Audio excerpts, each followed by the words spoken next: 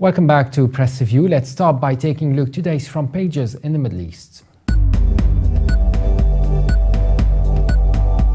Starting with Saudi Arabia, the Arab News reports that King Abdullah has ordered the payment of 200 million Saudi riyals to the Palestinian Red Crescent on Society in Gaza to provide medicine and treatment to the Palestinians injured as a result of the Israeli military aggression against Gaza during the past week.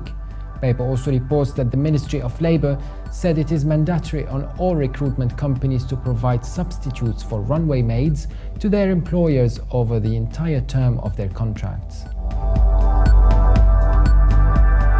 From the UAE, the Khalij Times reports that the Arab League has called on the international community to end Israeli airstrikes on Gaza and to protect Palestinians as the death toll rose to 177.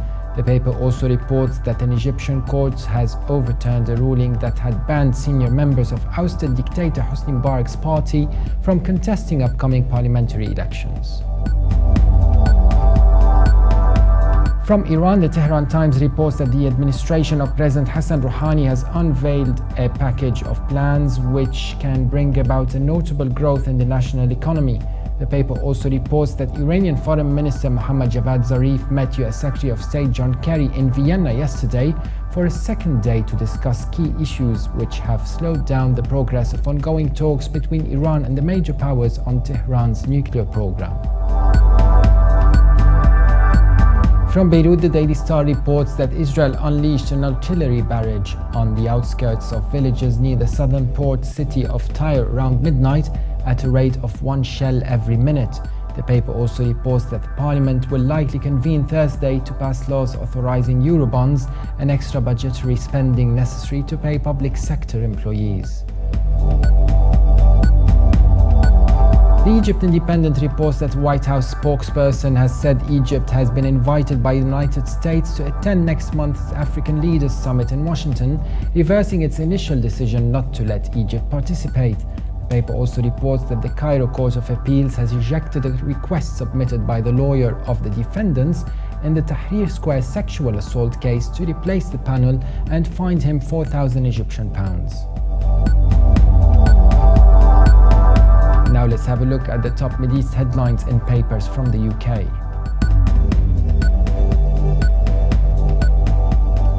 The Guardian lists Middle East news reporting that Iran has said it could accept limits on its nuclear program, freezing its current capacity for up to 7 years on condition it would then be free to operate without any special restrictions. The paper says the offer was made by the Iranian Foreign Minister Mohammad Javad Zarif in an interview with the New York Times 6 days before a deadline for the completion of talks in Vienna.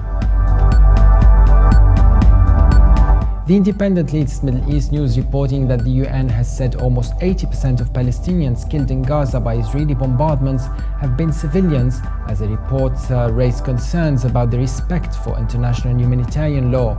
The paper adds that more than 1,250 homes have been destroyed or severely damaged so far, and more than 500,000 people risk losing their water supply because it is too dangerous for contractors to fix damaged pipelines.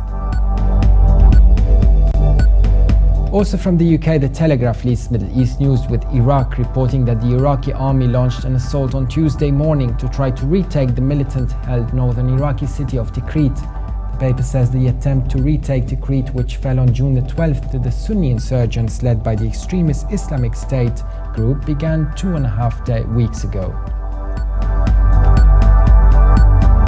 Now let's take a look at the top Middle East news in international papers.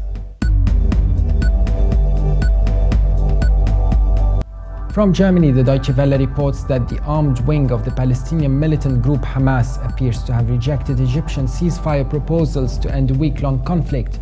The paper says in a statement that Izz al-Din al-Qassam brigades appears to decline the Egyptian offer to host high-level talks after a truce was in place, saying that no official or unofficial side has approached them about the ceasefire, but if the contents of this proposal were true, it is a surrender and they reject it outright. And finally, China's Global Times reports Israeli Prime Minister Benjamin Netanyahu said that Israel will intensify its Gaza campaign if Hamas rejects an Egyptian ceasefire agreement. The paper says Netanyahu made the statements to reporters after meeting with German Foreign Minister Frank-Walter Steinmeier, who is currently visiting the region in hope of helping facilitate a truce between Israel and Hamas. That was it. For more updates, visit our website levant.tv. Thanks for watching Press Review. Be sure to join us again tomorrow, and bye for now.